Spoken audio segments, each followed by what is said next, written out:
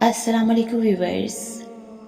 وہ جو نصیب بدلنے پر قادر ہے، وہ جب چاہے انسان کے دل کو بھی بدل دیتا ہے، اور جو سورج کو مشرق کے بجائے مغرب سے نکال سکتا ہے، وہ تمہارے لیے بھی وسائل پیدا کر سکتا ہے۔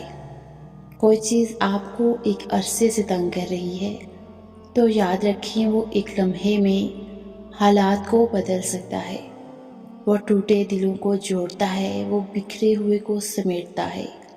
آپ اس کی طرف ایک قدم بڑھاتے ہیں تو وہ آپ کی طرف 10 قدم بڑھاتا ہے۔ وہ انسان کو اپنے قریب کرنے کے لیے بھی طرح طرح کے حالات پیدا کرتا ہے۔ وہ راتوں کو اٹھ اٹھ کر روتے ہوئے کو بھی دیکھتا ہے، اور جاگتی آنکھوں سے خواب دیکھنے والوں کو بھی جانتا ہے۔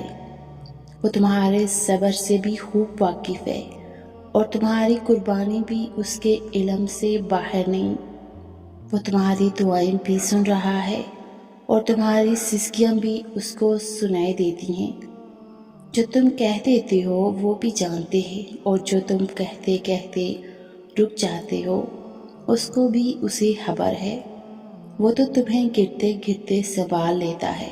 تم کیا چاہتے ہو اس سے بھی واقف ہے، اور کیا تم اس کے خوف سے چھوڑ دیتے ہو اس سے بھی واقف ہے۔ تم تہجد میں اس کے آگے کیوں کھڑے ہوتے ہو وہ اس کو بھی جانتا ہے۔ وہ تمہارے ہر درد ہر تکلیف سے واقف ہے۔ وہ 70 ماؤں سے زیادہ محبت کرنے والا ہے۔ اس کی طرف پلٹ جاؤ، اسے تمہارا ہی انتظار ہے۔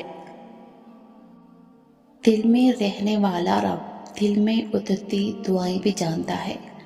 وہ ملنے کے خود راستے دکھاتا ہے، تو ہی تو تم مانگنے کی ترکیبیں سوچ لیتی ہو۔